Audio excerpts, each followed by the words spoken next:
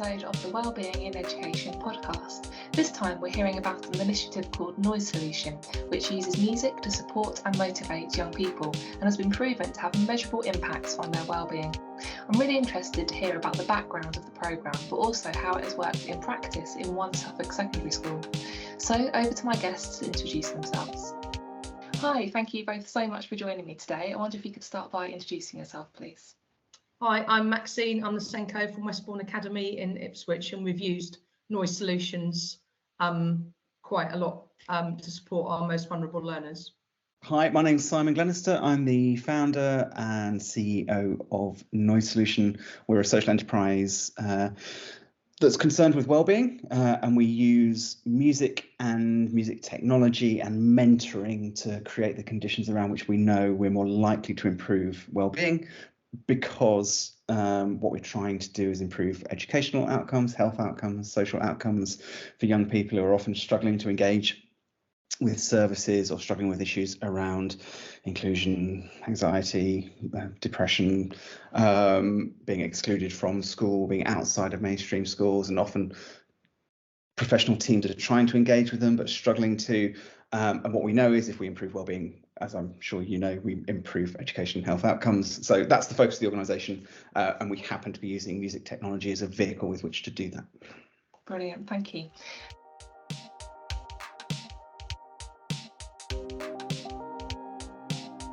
So Simon, I wonder if you go into a little bit more detail about sort of the practicalities, how do you work with schools? What does that involve? Sure. So we tend to receive referrals from schools. And once we receive that referral for a young person that they might have concerns around, what we'll do is pair that young person with a music producer. And that music producer will take on the responsibility for liaising with the school and liaising with the young person's family to set up sessions. They might happen at home, they might happen in the community, they might happen at the school. We're very, very flexible and responsive to whatever the needs are of that young person, and we go to them. So we go out into the community and we engage with them wherever they are. Set up the sessions. We work with them for 20 hours. So they're working with that professional musician, and the professional musician is not going with a learning goal or a curriculum. They're going with a question: what kind of music would you like me to help you make? So we start from that premise, and I'll tell you why we do that in a minute. So we make a lot of hip hop and drum and bass and grime and drill music and dubstep, whatever it is that they're into. With the idea of making them feel good at something that societally is perceived as being quite complex, making music. So making them good at that quickly. And then while we're working with them over 20 hours, the first 10 hours of which, as I said, will be at home, but then we'll try and move them to a local recording studio as well as part of the process. But throughout all of that mentoring, what we're also doing is using a cloud-based platform that we've built and developed that allows that young person and the musician to capture weekly within the sessions the highlights of that session. So the music they create, the videos they create for the music, links to the things that they find interesting, and it appears in a feed, a social media feed, a stream, if you like, that the young person is able to invite in family, parents, carers, professional key workers, schools, head teachers, heads of year, whoever are the significant adults for that young person. So weekly, what we're doing is capturing that young person being good at something that they value and projecting it onto the screens weekly of those significant adults so that they can comment and engage with it as well. And again, I'll come to the theory of why we think that works later. Fantastic. So it sounds like something really important there about celebrating success, about bringing in the important people around that young person, and really helping them to feel successful and being very solution focused. Space narrative. Yeah, absolutely. Yeah, fantastic.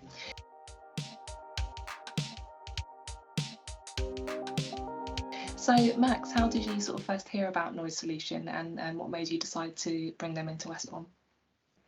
It was purely by chance. We were working with a local authority on something called essential life skills, and we were looking at creating a school garden, and we were having various discussions with them, and then they told me that some funding was available for Noise Solutions. I think the whole lot of funding came from the Ipswich opportunity area at that time, who were looking to improve life outcomes for students, and also to support those students who were most at risk of becoming a NEET or really struggling with their social, emotional, and mental health needs. And I was told by a member of the local authority that, why don't you consider Noise Solutions? And I'd not heard of them before as a organisation. And I was like, what sort of intervention is it? And they were saying, oh, it's music based. And I was a bit skeptical at first, because I didn't know whether a student needed to have a particular musical talent, whether they needed to be able to sing, or whether they needed to have some understanding of music to be able to access this intervention. And some of the students that I was sort of thinking of in my head, I was like, oh, I'm not really sure they're going to be able to access this. So I was given Simon's contact details and told to have a conversation with Simon around the programme and what it could offer and how it could support the students. And at that time, we had some sort of particularly tricky young people who were struggling with major issues in social, emotional, mental health, and whose attendance had sort of significantly dropped. So these were students who would come in for 2 days a week and then be off for the other 3 days a week. And it was very difficult to try and motivate them and engage them in school, but also difficult as well to support their sort of social, emotional, and mental health, because they were sort of fairly reluctant to open up to any member of staff. So I phoned Simon and I talked about the programme in great detail, and we spoke about the students, and he told me to make online referrals for those students, and then they were accepted, and that's when the sort of story began and the journey began for those students. Incredible, that sounds really good.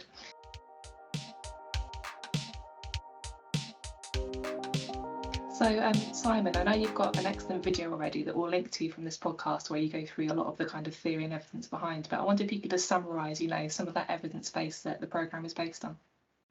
Yeah, I mean, it's a fusion of evidence and practice that's come about over, sort of 20 years experience of working within local authority teams. I started out in youth offending as a worker, just to clarify, and then progressed into various other local authority organisations working with young people in challenging circumstances. So there was a lot of practical stuff that worked, I felt, and lots of practical stuff that didn't work. And I think it's important to set that context. I was coming at it, when I was setting Noise Solution up, from a position of what I found work was creating spaces where young people could experience they were good at something. Mm-hmm. That was much more impactful than talking to them about what was going wrong in their lives in terms of long-term outcomes. And what was also really impactful was allowing or working with the voices around them that were significant to them, not working with them in isolation for an hour a week. So those were the things that worked. And what wasn't working was, again, this often deficit-based approach of coming into a young person's life. And nobody's doing this overtly, but often there's this subtext to these conversations where the professional comes into somebody's life and goes, well, you're making really poor decisions about that, and that's not good, and you shouldn't be doing this, and you shouldn't be doing that. I'm going to tell you what you should be doing, and we'll fix you, and then everything will be okay. And that's sometimes a culture thing, but it's also sometimes a resource thing. Professional. I've been that professional as well. I understand that side of it. And I'm not saying we don't need to look at deficits. We obviously do, but I really strongly feel we need to balance out that work with these positive narratives to allow a young person to reinvent themselves, to create a new identity for themselves, one that isn't about failing or having that failure pointed out to them. So that's what started the process, and I'd always used these digital blogs to capture the elements of what we were doing, because I was really into that personally. So everything was in place and worked really well for about sort of 6 or 7 years, and we were gathering evidence for what we were doing. And it was growing. But then I got the opportunity, I was invited to go and do a 2-year research master's at the education faculty at Cambridge University under Professor Pam Bernard, which was amazing. It was a huge leap for me, especially being somebody who had come from an educational experience where I completely failed and dropped out and left with no qualifications. And That was my experience. You know how you sometimes become the person that you needed as a kid? That's part of the story of Noise Solution. But so yeah, I was invited to go and do this research masters, and as part of that, looking at what we were already doing and looking at what I felt worked, and then looking at education theory around what worked around engagement and motivation and well-being, what jumped out very, very clearly was a framework called self-determination theory, which is arguably the world's most well-evidenced framework for understanding how to impact on engagement and motivation and well-being. And it's a 30-year project set up by two guys called DC and Ryan, where have been trying to answer this question, or initially they were trying to answer this question: how do you impact on intrinsic motivation, this internal desire to be excited and engage with the world, which is the ideal. We want people to be intrinsically motivated, but the young people that we're working with often are amotivated and demotivated and crushed by their experiences, whether that's at home or within systems that aren't reacting to them in an individual way, that's trying to force them through a system. So that appealed, and what became clear was that theory's premise is that if you want to shift people along this spectrum, if you want to change them, or change their feelings about themselves, that's the important point. You're not fixing people, you're changing how they feel about themselves, which is much more sustainable. You need to create spaces that support three psychological fundamental needs. We all have, physical needs like oxygen and food and shelter. These things are things that we have to have. But what they've proven with empirical evidence over 30 years from hundreds of academic teams around the world, it's had something like 350,000 Google Scholar citations. It's not a side theory, it's massively empirically tested, real world tested, lab tested by hundreds of different teams. What they're saying is that we need to create spaces and where these three psychological needs are allowed to flourish. And those three needs are autonomy. So young people need to experience volitional choice. They need to be done with, not at. The second psychological need is we need to create spaces where young people experience a sense of competence, where they are made to feel that they can contribute something, that they're not made to feel incompetent. When was the last time you were made to feel incompetent and that was motivating? Or when was the last time you were told to do something in a specific way that you didn't necessarily agree with? And was that motivating? No, probably not.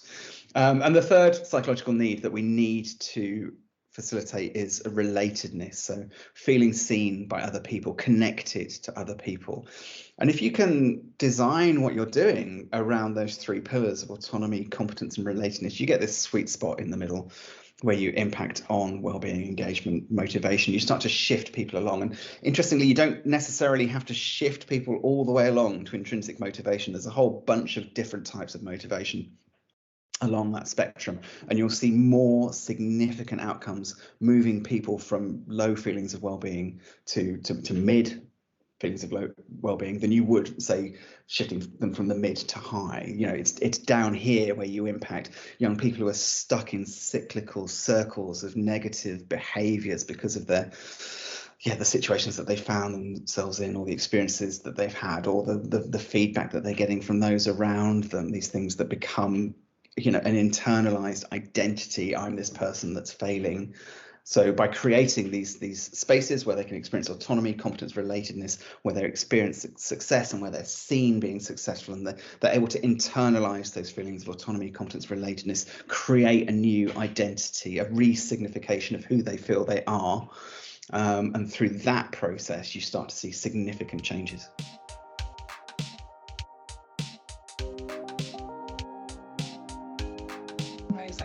So I'm going to ask you about some of those changes now. So Max, thinking about the work that Noise Solution has done with your students, what sort of impacts do you think there's been on people wellbeing?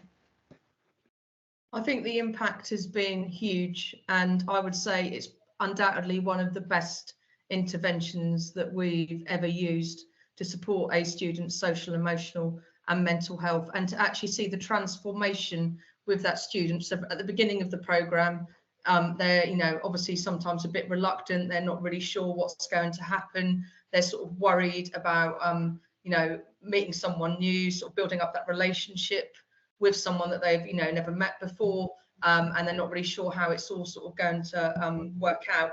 And when you actually see a student at the beginning of that program and then you see them at the end, the transformation is immense. It's like it's a completely different student in front of you.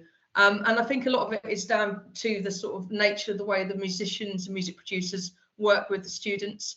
It's all, they engage them extremely well. They're very personable. They sort of, they get to understand those students in a very, very short space of time. And sometimes, like, if, you know, if students go into other professionals, whether it be a counsellor, it takes a long time for sometimes those relationships to build up. It's not like, you know, they build up the relationship within a week with a counsellor, but with Noise Solutions, they build up really quickly. Within 2 weeks, they feel very comfortable with that musician. They are really excited about the next session. Members of staff would stop students in the corridor and say, how's it going? You know, how are you feeling? And they were even commenting on the fact, you know, that's the first time that student has smiled for like 4 or 5 weeks.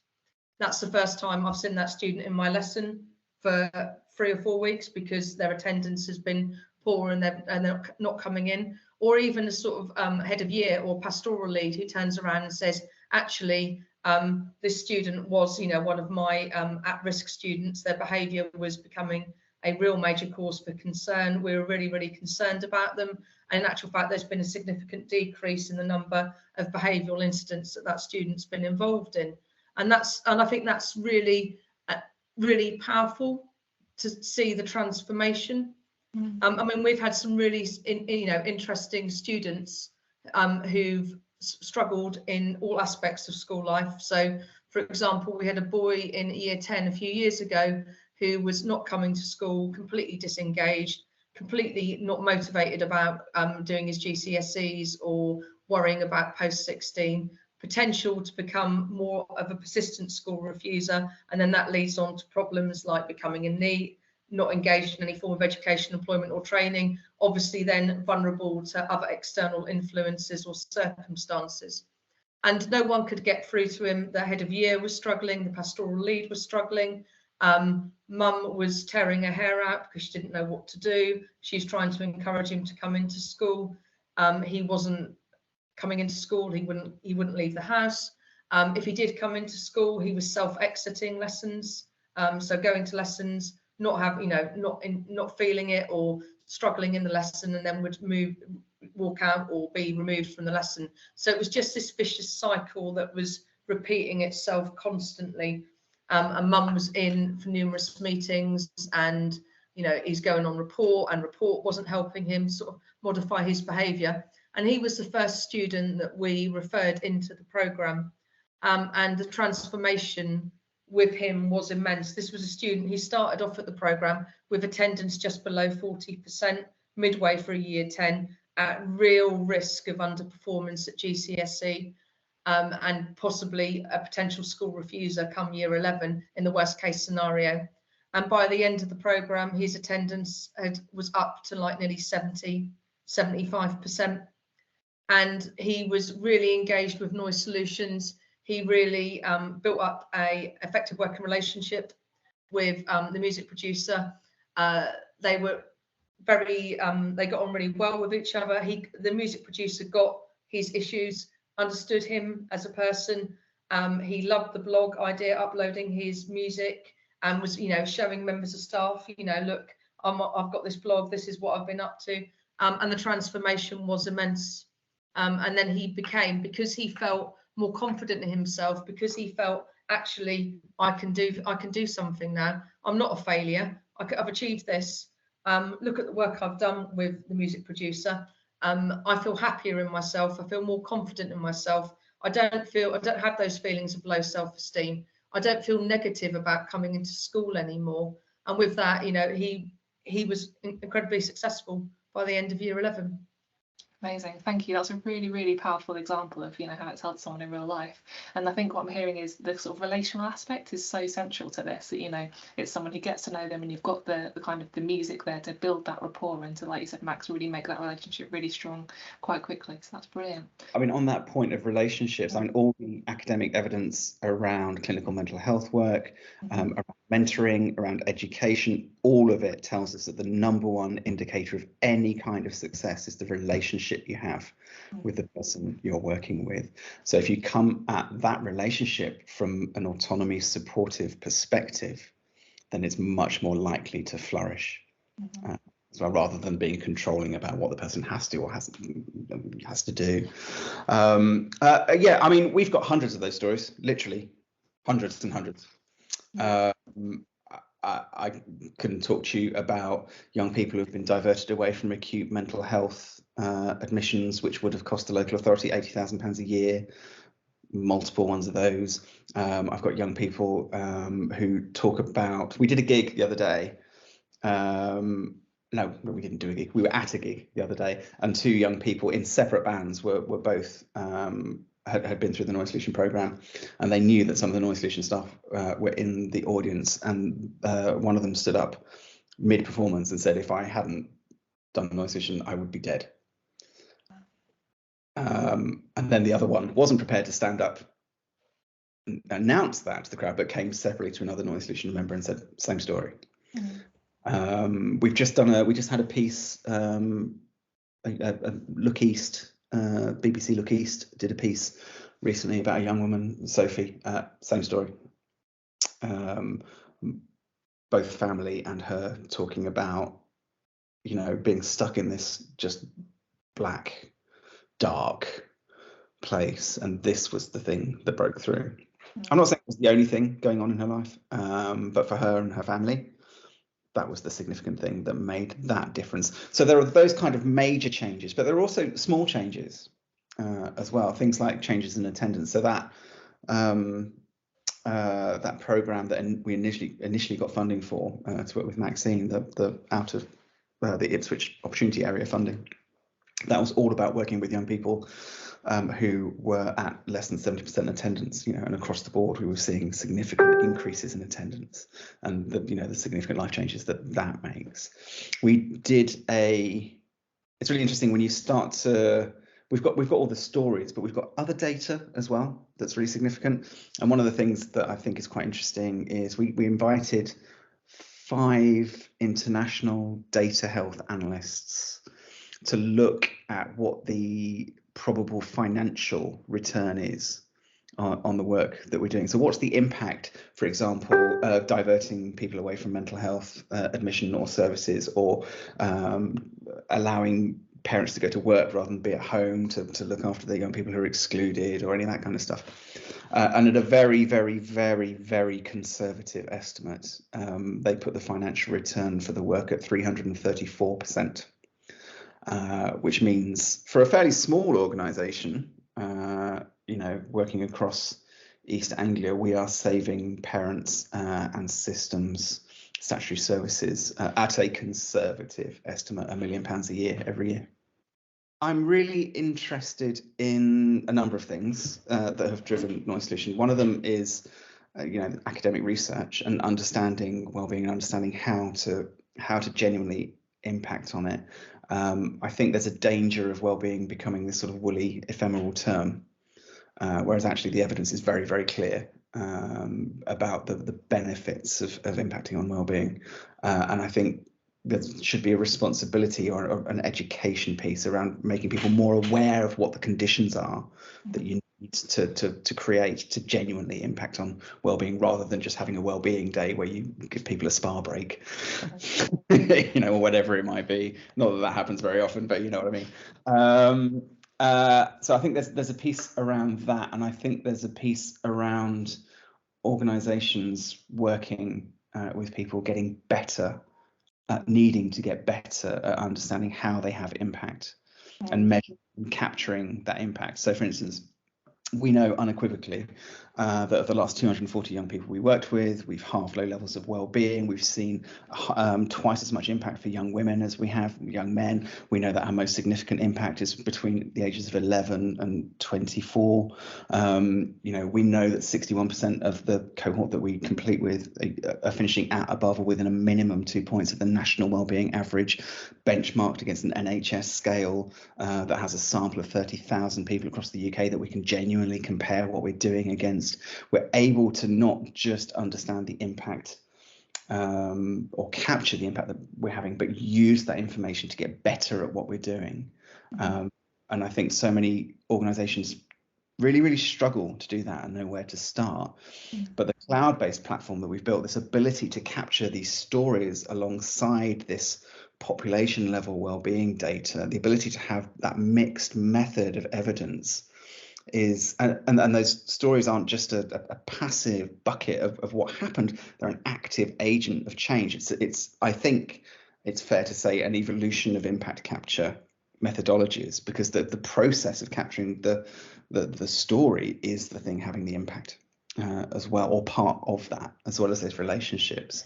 So I want to look at the statistical significance and range of change of well-being using this nationally validated NHS scale for young women referred within the Cambridgeshire catchment area. I can do that at a touch of a button. It's all automated within the platform. I don't have to get anybody external in to do that.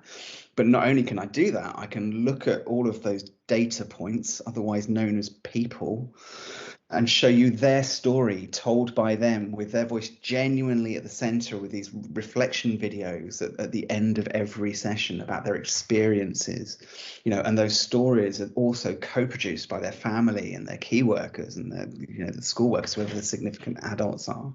And all of that information is housed within this digital ecosystem where we can interpret all of that data together. This intelligent application of digital tools to understand the impact of what you're having, the impact that you're having, I think is something that lots of organisations they know it's kind of possible, but they're not seeing examples of it happening. So here's an example of it happening. Here's an example of how you can genuinely do that.